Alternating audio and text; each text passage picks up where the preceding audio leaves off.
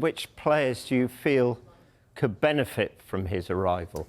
Well, I think there are several we could talk about. There's Manuel Ugarte, of course, coming back together with his former boss at Sporting. Rasmus Højlund, could he benefit from working with a manager who had great success with Victor Gyökeres at Sporting? But I think Amad Diallo is another in those inside forward positions behind the striker. He is someone who right now looks like he might have a slight edge on Rashford and Garnacho in terms of form, and we can see that if we look at his stats, which we're going to show you now.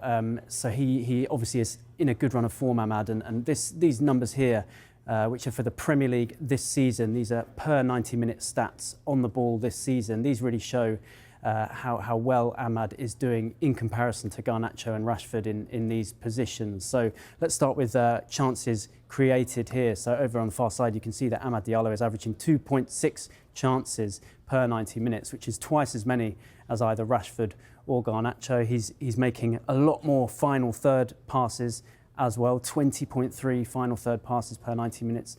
Again, a lot more than Rashford, a lot more Garnacho. He's much more involved in linking the play in the final third. He makes more dribbles this season. We see he's on 1.3 per 90 minutes, which is more than the other two.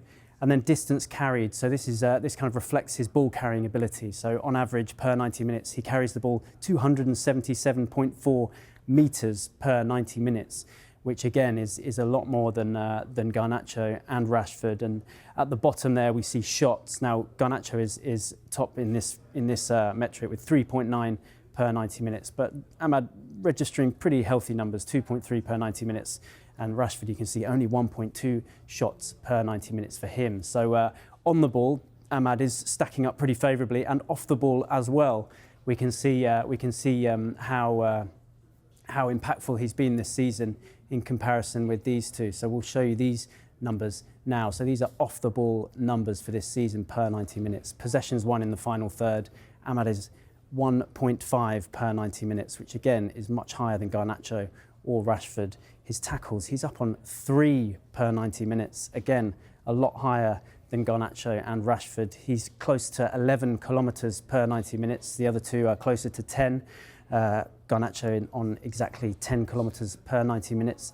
And off the ball runs there at the bottom. Again, Amad Diallo comes out on top. So I think this is important too for Amorim, given the emphasis he places on pressing, on intensity out of possession.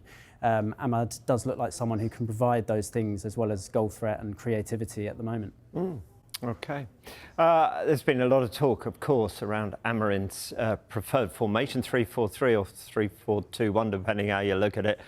So what could that potentially look like for United once the international break is over? Yeah, well, it's interesting to think what that first team could look like, isn't it? We've had a stab at it here, so we'll start from the back. We're using his favoured formation, as you say, 3-4-2-1, 3-4-3. These are the systems he likes to use. No debate really over the goalkeeper.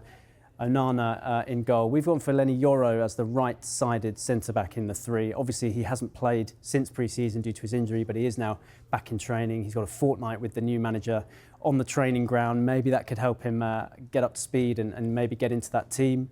We then move through to midfield. Casemiro and Ugarte have worked well together in the recent games. Kobbie Mainoo is still injured, so a bit of uncertainty there. So those two are the guys we've gone with.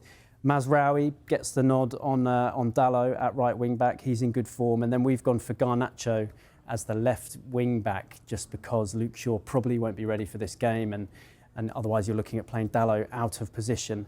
And of course, Garnacho at left wing back, he would be providing the width on that side, and maybe that would allow you to have Bruno Fernandes coming inside into that number 10 position, in that inside left position, with Amad Diallo potentially as the right-sided forward behind Rasmus Højlund. So there you go, there's our potential 11 to face Ipswich. But I'm sure Amorim will have his own ideas, and he'll be working hard on the training ground to see what's best for him for this game.